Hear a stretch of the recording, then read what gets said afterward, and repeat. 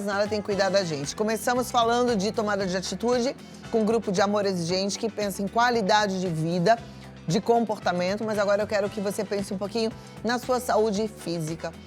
E que, às vezes, porque somos uma coisa só, nosso corpo não dá para ser separado, é influenciada pela nossa saúde mental também. Talvez você esteja se sentindo sobrecarregada, né? O coração, de repente, dá aquela acelerada. Às vezes você está passando por um momento de muito estresse, cansaço extremo, momentos de tensão.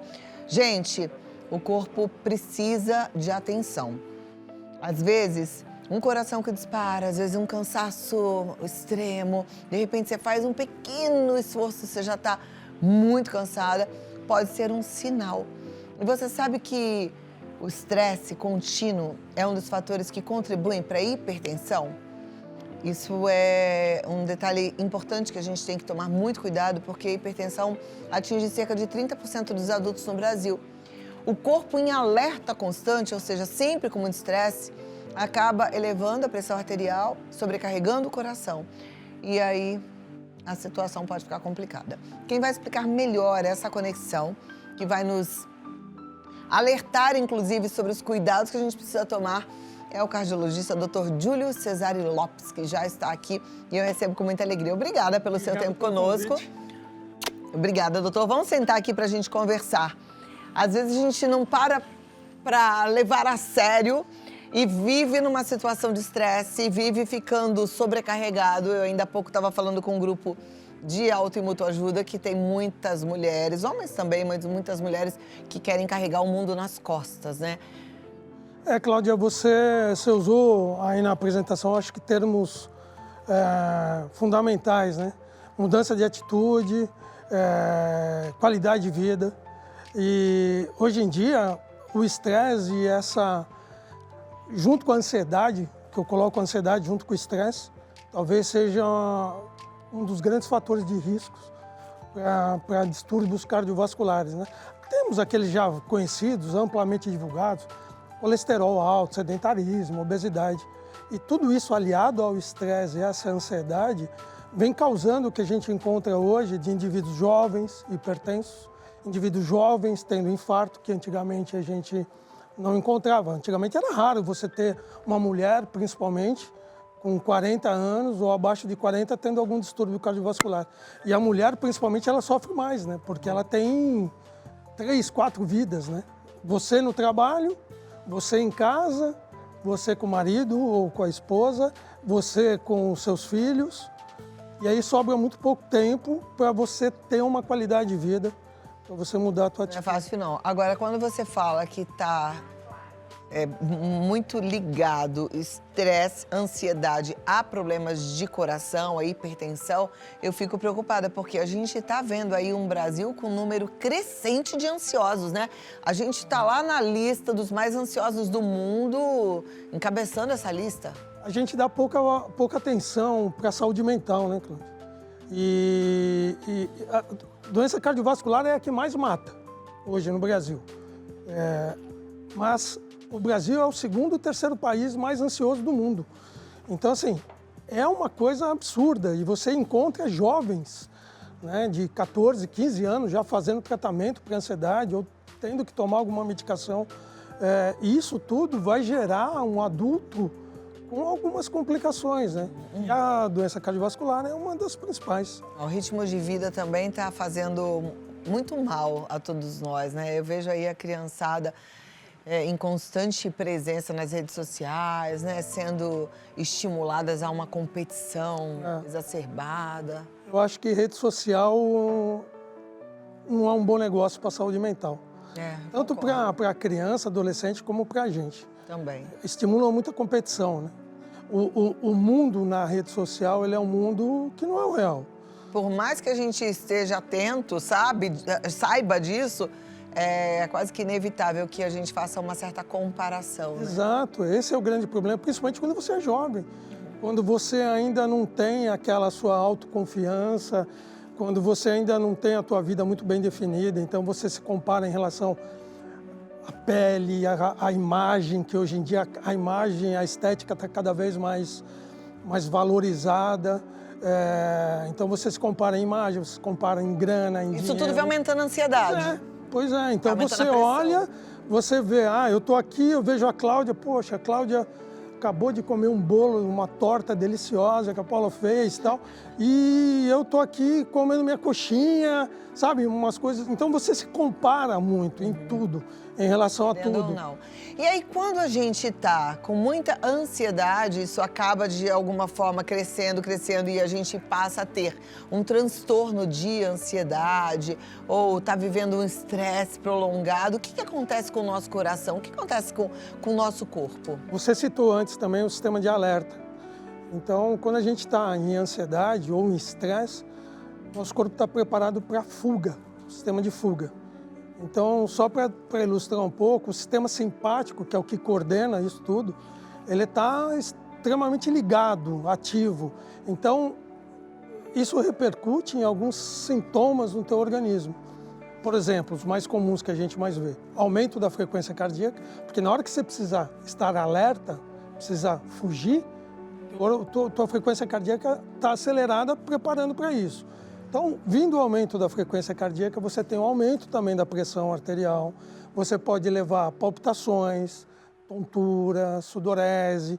E aí, por exemplo, você tem uma palpitação, uma dorzinha no peito causada pela ansiedade, você já pensa que aquela dor no peito pode estar ligada a uma doença cardíaca. E pode mesmo? E pode também. Mas daí já vira aquele ciclo, você entendeu? Quer dizer, você ficou ansioso, estressado por uma briga no trânsito, por uma conta que você precisa pagar, qualquer que seja. E isso te deu uma dor torácica, uma dor no peito. E aí você já acionou outro sistema. Você já lembrou que isso pode ser uma doença cardíaca. Aí já vem mais um alimento para esse sistema de fuga, de alerta, de ansiedade. Então vai virando uma bola de neve. E é normal a gente passar por estresse e ansiedade em curtos períodos, né? E não é maléfico. Por exemplo, tem gente que tem medo de falar em público, né? Eu lido com muita gente que me procura para desbloquear esse medo de falar em público. Essas pessoas contam exatamente o que você disse. Eu começo a tremer, eu tenho sudorese, meu coração acelera. Esse momento diante do medo, da necessidade de se expor a algo que para a pessoa ainda é um bloqueio, é muito prejudicial para o coração ou não? Não chega a ser prejudicial, Cláudia, porque a gente pensa nisso como um momento passageiro, né? Esporadicamente. O ruim é quando isso acontece o tempo todo, né? Então, por exemplo, vamos usar aqui em São Paulo, que a gente está em São Paulo, uma cidade grande, trânsito, né? Que você está o tempo todo no trânsito. E se você é uma pessoa que não releva os estresses do dia a dia do teu trânsito, usar o trânsito, mas pode ser qualquer outra coisa, tá? Então você vai acumulando esses picos de estresse. Então você tem um aumento de pressão arterial continuamente, você tem lesões que a gente chama de lesões inflamatórias. Não é inflamação de músculo, que nem a gente está acostumado a estender a coxa, não é isso. São lesões microvasculares. A gente tem um monte de coraçãozinho aí, né? Tem, aqui, ó. Seriam lesões nessas veias e artérias, é isso? Aqui nós temos alguns corações em estado normal, que seria esse do meio, tá? Então, você percebe que você tem uns tracinhos em vermelho aqui. Uhum. Né? Esses tracinhos em vermelho são as artérias, as coronárias, que a gente chama. Ao longo do tempo, essas coronárias elas podem ter processo inflamatório e vai causando lesões. E pode evoluir ao que a gente chama de um infarto. Tá vendo essa pontinha aqui do coração? Ela tá meio aqui, ó. Mas essa pontinha marronzinha seria a parte do músculo, porque tudo isso aqui mais escuro é o músculo. Essa parte marronzinha seria a região que teve um infarto. Então você tem uma obstrução na artéria, o que vem depois dessa obstrução, o músculo que está posterior, ele sofre danos e leva ao infarto. Com o passar do tempo, minutos ou horas, esse músculo ele não consegue ser mais recuperado. E aí você tem uma lesão permanente. E isso, o coração é uma bomba, Cláudia. Então, você imagina ele funcionando o tempo todo com uma força X. Se você perde uma parte dessa bomba, essa força começa a ser diminuída. Então, vou te fazer uma pergunta totalmente leiga, tá? Não sei se tem sentido o que eu vou te perguntar. Mas uma pessoa que já infartou 3 vezes, ela tem esse coração danificado, esse coração vai ser mais fraquinho? Então, tudo depende da intensidade desse infarto. Não é porque ele infartou 3 vezes ou uma vez, às vezes ele infarta uma só e tem o coração já totalmente prejudicado. Às vezes ele infartou 3, mas ele foi recuperado a tempo, sem causar sequelas. Então o infarto não vai machucar o coração de forma que não possa ser recuperado? Tudo depende. Depende do indivíduo, depende de como estão as outras coronárias do coração, depende do grau de lesão que foi. Né? Se é um indivíduo ativo, magrinho, que não tem outros fatores de risco, ele recupera de uma forma. Se é um indivíduo diabético, obeso, hipertenso, colesterol altíssimo, tabagista, vai recuperar de outra forma. O que acontece com a nossa ansiedade, o nosso estresse, que pode afetar aí as nossas artérias? Então, quando eu falei de lesões inflamatórias nas artérias, essas pequenas artérias que estão em vermelhinho aqui, elas começam a ser machucadas, entre aspas, por dentro. E o sangue está circulando. Pra você ter uma ideia, nosso coração bate, uma pessoa adulta, eu e você, 100 mil vezes por dia. E o fluxo sanguíneo é muito, muito rápido. Quando ele encontra a parede dessa circulação, dessa coronária, meio com ranhuras ou com uma danificação, favorece a formação de trombos, que são aqueles coágulos que vão entupir essas artérias. Favorece o depósito de moléculas, de partículas de colesterol. Então, essas lesões vão sendo lesões privilegiadas para você ter obstrução. E aí você pode levar um infarto. Quando eu estou ansiosa ou quando eu estou muito aborrecida, muda a minha circulação? Aumenta a frequência cardíaca, lembra que a gente falou? Aumenta a frequência cardíaca. O coração bate mais rápido, mais vezes. Aumenta a pressão arterial. Quando aumenta a pressão arterial, essas artérias coronárias que estão em vermelhinho aqui, elas meio que estão meio estranguladas, elas diminuem o diâmetro. Então, se você tem um fluxo, imagina uma mangueira da tua casa, você está regando o jardim, a água que está saindo pelaquela mangueira é suficiente para você regar o teu jardim. Se você obstrui, pisa em cima, vai sair menos água. Essa menos água pode não ser mais suficiente para irrigar aquele jardim. E aí aquele jardim pode vir a sofrer. Então, é verdade que a gente tem que tomar cuidado com o momento de dar uma notícia para uma pessoa que já tenha problemas cardíacos, como a gente vai lidar com essa pessoa, às vezes até sendo um pouco grosseiro. A gente não pode aborrecer uma pessoa cardíaca. Você tem que tomar certos cuidados assim, porque se é uma pessoa com alguma doença cardiovascular, de repente hipertensa, descompensada, com a pressão não muito controlada, e você vai dar uma notícia que de repente possa chocá-la de uma certa forma, essa frequência cardíaca vai subir, a pressão vai aumentar, e aí você pode talvez não levar a um infarto, né? Mas você pode ter uma crise hipertensiva. E aí uma crise hipertensiva ou uma emergência hipertensiva merece cuidados urgentes, né? Quais são os cuidados que quem tem hipertensão, a doença, precisa tomar? Olha, hoje em dia a gente bate em 3 pilares principalmente. Atividade física, dieta e uma boa qualidade de sono. Né? Então, se você tem uma boa qualidade de sono, se você tem uma dieta saudável, às vezes com suplementação ou não suplementos, mas se é uma dieta saudável a ponto de te repor substâncias, nutrientes, vitaminas, sais minerais que você precisa, e é um indivíduo ativo, você já diminui muito o risco de ter uma complicação. Porque hoje em dia, a média de vida, nossa, aumentou. Caiu um pouco na pandemia, mas está voltando a subir. Então, pode chegar aí aos 78 anos. Só que eu quero que você, Cláudia, eu chegue aos 78 anos independente. Com certeza. Né? Fazendo as tuas atividades, trabalhando se você quiser trabalhar, ou curtindo a tua vida e não tendo uma dificuldade, por exemplo, pedir ajuda para levantar da cadeira. Então, por isso que a atividade física entra nessa. Nós recomendamos 150 minutos por semana de uma atividade moderada. Mas qualquer coisa é melhor que nada. Qualquer coisa é melhor que nada, presta atenção nisso. Agora, é interessante, quando a gente vai à academia, a gente tem exercícios divididos com nomenclaturas que nos levam a pensar talvez até de forma errada. Por exemplo, os exercícios de musculação, a gente chama de exercícios resistidos, né? E os exercícios de esteira, bicicleta, exercícios aeróbicos ou cardiovascular. Significa que só esse tipo de exercício é bom para o coração? Só o que é cardio é bom para o coração e o resistido não? Até pouco tempo, a gente meio não batia tanto em exercício resistido. Até quando eu me formei, que já faz 30 anos quase, na época a gente falava de exercício resistido, é contraindicado para quem era hipertenso. A gente viu que não é mais assim.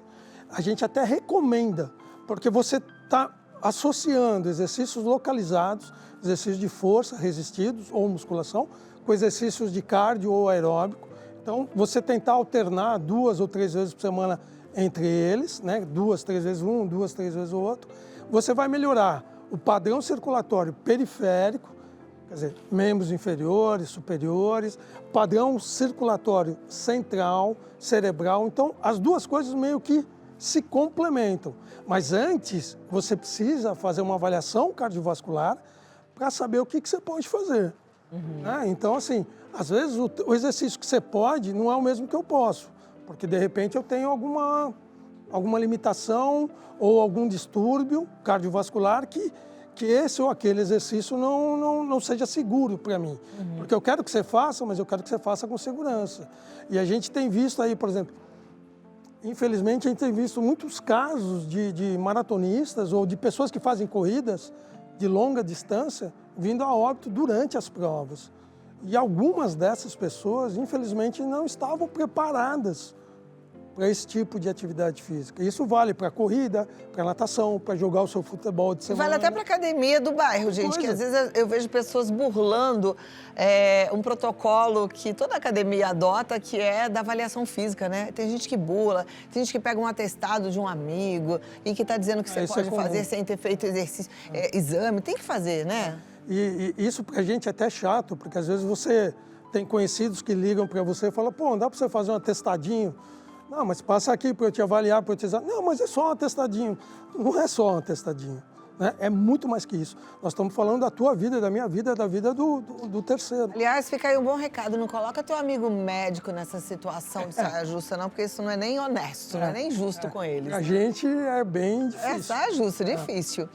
Doutor, vou aproveitar que a gente está falando de exercício, vou dar um recado, porque às vezes o problema não é cardiovascular, às vezes o problema é na articulação, e às vezes você está com tanta dor no corpo que você fala, ai, meu cardiologista falou para fazer exercício, mas eu não estou dando conta. Então, vou dar um recado e volto já, tá bom? Vamos lá agora, vamos continuar aqui o nosso bate-papo, inclusive com a sua participação. Você que já mandou perguntas, você que estava precisando aí de uma opinião médica, né, de um cardiologista.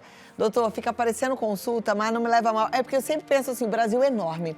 Sabe que tem lugares incríveis no nosso país onde a gente não tem um especialista, né?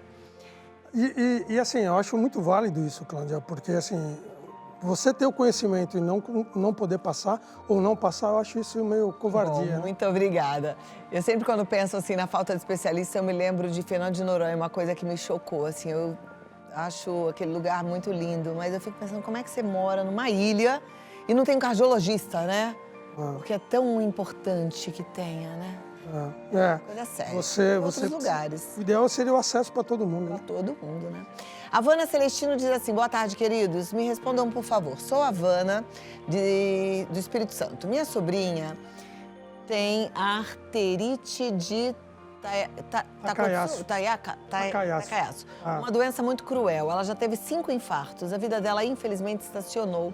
No Brasil, isso tem tratamento? Ela tem muita força de viver. Lembra quando a gente comentou do processo inflamatório das artérias? Então, a arterite Takayasu, ela causa isso.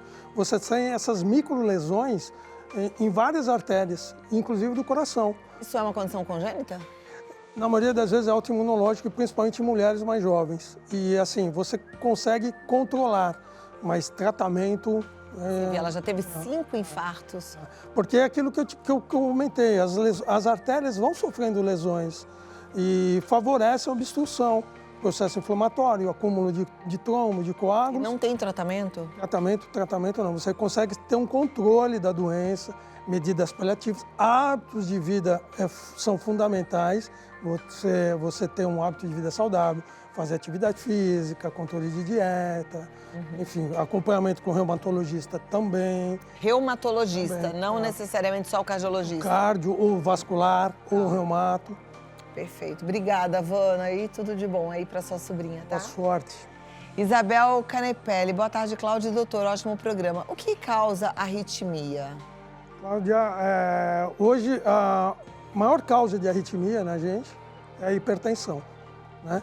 Porque aqui, ó, eu esqueci de falar, a gente tem 2 corações, um normal e o outro, você vê que é maiorzinho. O coração é um órgão oco, né? Então você tem, ó, a espessura aqui, e aqui a espessura é muito maior, muito mais espessa, né? Muito mais grossa. Aqui são danos causados pela hipertensão. Quando essa espessura é maior, você vai ter a cavidade dele menor. Aqui é menor do que aqui. Então isso reflete em complicações. E essa espessura, essa hipertensão, ela pode afetar o distúrbio, o sistema de condução. Porque a arritmia ela é causada por distúrbio elétrico do teu coração. Você tem lá um determinado ponto, como se fosse um interruptor, que liga e desliga, contrai e relaxa, contrai e relaxa, contrai e relaxa. Mas, às vezes, isso pode ter um distúrbio e pode levar a arritmias. A hipertensão é a maior causa? Bebida alcoólica, cigarro, diabetes, tabagismo, obesidade e sequelas de infarto, Covid. E o estresse? Também. O estresse, mas assim, o estresse seria umas arritmias, não sei se dá para usar esse termo, mas para entender, mais benignas, né? Acontecem essas variações de frequência cardíaca, as palpitações, mas não chegam a ser fatais, né? Digamos assim. Você falou de Covid. Essas infecções virais, elas podem causar arritmia? Podem. É uma das grandes causas também, porque leva ao que a gente chama de miocardite. Por quê? Tanto pelo vírus da Covid ou da influenza ou uma gripe mais forte, migrar e parar no teu coração e causar distúrbios, ou por alterações inflamatórias, a boa e velha inflamação, alterações inflamatórias na musculatura do coração. Isso causa um desarranjo nas células do coração e pode levar à arritmia. É uma das grandes causas, principalmente em jovem, em atleta. Agora, a gente tem, não sei se seria uma conspiração, mas hoje em dia com as redes sociais a gente vê de tudo, né? Infelizmente. E tem uma turma que fala, que divulga nas redes sociais, que o que está fazendo com que muitos jovens tenham problemas do coração e, inclusive, infartos fulminantes, seja a vacina contra a Covid. Isso é verdade? De alguma forma poderia ser verdade? Não procede dessa forma, Cláudia. Assim, as vacinas, como toda e qualquer vacina, não só da Covid, pode levar a alguns efeitos colaterais. Então, você pode ter um índice mínimo de uma miocardite causada por uma vacina, dependendo de como essa vacina é feita.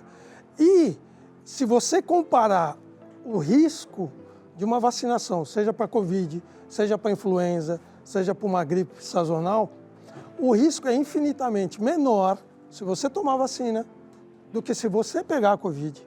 Porque agora a gente está observando sinais e sintomas de Covid longa. É aquele paciente que teve Covid lá atrás e vem evoluindo com sequelas, inclusive cardíacas.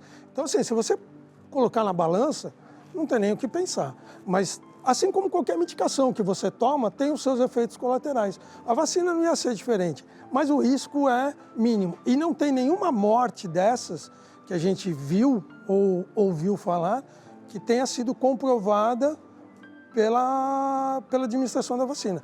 E sim por anabolizantes, que é uma das causas mais comuns encontradas. Energéticos? Energéticos em grande quantidade. A gente teve recente um caso de uma celebridade aí que usou energético, assim, absurdamente. E você usa o energético, na maioria das vezes, se mistura com álcool. Então, são duas substâncias potencializadoras para o aumento da frequência cardíaca. Então, você pode ter um estímulo muito grande de arritmia. Se o teu coração já é um coração assim, só esperando um gatilho, só esperando aquele estímulo, você enchendo a cara de energético, misturando com álcool, principalmente destilado, pô, vai ser um prato cheio. Então, essas baladas, né, os combos de uísque, energético, e você não toma um só, né, Cláudia?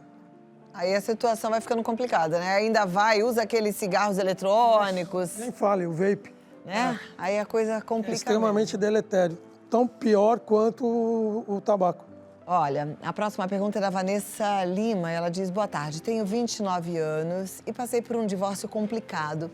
Desde então, minha pressão vive alterada. Isso pode ter efeito do trauma emocional? Pode ser efeito do trauma emocional? Pode. Primeiro, porque a gente vai pensar que 29 anos, mulher, não é comum ter distúrbio cardiovascular. Pode acontecer? Pode. Na medicina a gente nunca fala nunca, nem sempre. Mas não é comum. Então, você tem que analisar, quando você encontra uma hipertensão, um paciente hipertenso, o que pode estar influenciando. E o fator ambiental, no caso, o distúrbio emocional, pode ser uma das causas. Em grande parte, hora que tranquiliza, volta ao que era antes. A pressão volta a ficar... Sim, se você tirou aquele fator externo, você vai voltar ao que era. Se for isso. Se for isso, mas às vezes é só um plus a mais. Às vezes a pressão já vinha um pouquinho alta e isso contribuiu para seu gatilho. Perfeito. De qualquer jeito, Vanessa, eu acho que assim, um sintoma como esse merece uma atenção muito especial, né? Busque ajuda, tá bom? Ala Almada, olá, boa tarde. O que seria megalacineia? É isso? Megalacínia? Não conhece? Não, desconheço, Cláudia. Ou às vezes digitou alguma coisa ali que não está correta, né? Elizabeth Longino. Boa tarde, Cláudio, doutor. Sinto muita dor no peito, mas já fiz vários exames e nunca aparece nada. Minha pressão é baixa. O que pode ser? Obrigada.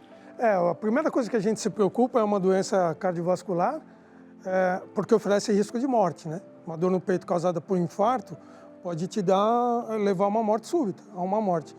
Já pela ansiedade ou por causas gástricas ou causas musculares, não oferece tanto risco de morte assim. As principais causas de dor no peito são doenças cardíacas. Uma vez afastado, você vai para outras causas, que podem ser uma gastrite, uma esofagite, que causa dor no peito também. Dor muscular causa dor no peito. Dores pulmonares causam dor no peito. Coluna causa dor no peito, porque você tem uma irradiação dos nervos da coluna para o tórax, para frente do tórax, levando a dor no peito. E também ansiedade, né? Estresse. Olha, eu estou há 16 anos aqui no Vida Melhor, conversando com médicos diariamente. Eu chego à conclusão que médico tem que ser detetive, né? Porque é complexo. É um sintoma, esse sinal de alerta pode ter várias causas distintas. Então, eles têm que investigar bem. Tem que fazer um papel de Sherlock Holmes, mas as pistas são vocês que nos dão, né? Com certeza. Aí precisa ter esse papo muito franco, prestar atenção no seu corpo, né? A Regina Célia diz assim: sou Regina, de Vitória, Espírito Santo. Tenho prolapso na válvula mitral e sopro. Talvez precise operar. Me explica como é feita a cirurgia? Nem todo prolapso significa uma complicação e nem todo prolapso leva a uma cirurgia. Você tem a válvula do coração, imagina aqueles filmes de faroeste que a gente assistia antigamente, que é a porta de salão de faroeste que abre e fecha. A válvula funciona mais ou menos assim. Só que na hora de fechar, a válvula não fecha rentinha, ela fecha um pouquinho mais para cima, uma das cúspides. E isso pode ocasionar palpitações, pontadas, dor no peito, algumas arritmias. E às vezes esse prolapso leva uma falha no fechamento da válvula, levando a uma incompetência da válvula. E aí você tem que operar, você troca essa válvula. É uma cirurgia tranquila. Hoje em dia, uma cirurgia tranquila, tudo vai depender do teu perfil de risco. Se é obesa, diabética, hipertensa, descontrolada, é um risco. Se é uma pessoa que não tem nenhum fator de risco, é outro risco. Mas geralmente a cirurgia de troca ou plastia de válvula mitral é super tranquila. Maravilha. Doutor Júlio Cesare Lopes, muito obrigada. Eu que agradeço o convite. Ele está no dr.Júlio, é Cesare mesmo, né? Júlio Cesare, tá bom? Entra lá no Instagram, tem informações sobre coração, etc. Procuro sempre colocar alguma coisinha ali, né? Tá bom. dr.Júlio Cesare. E você já pode marcar a sua consulta, se for em São Paulo, através do 11 9 7161.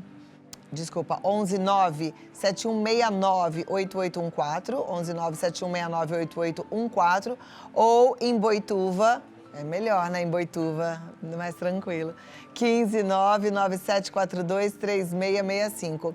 E acesse o site falandodecoração.com. Doutor, muito obrigada e até a próxima, viu? Foi Obrigado uma alegria pelo convite. recebê-lo. Obrigada.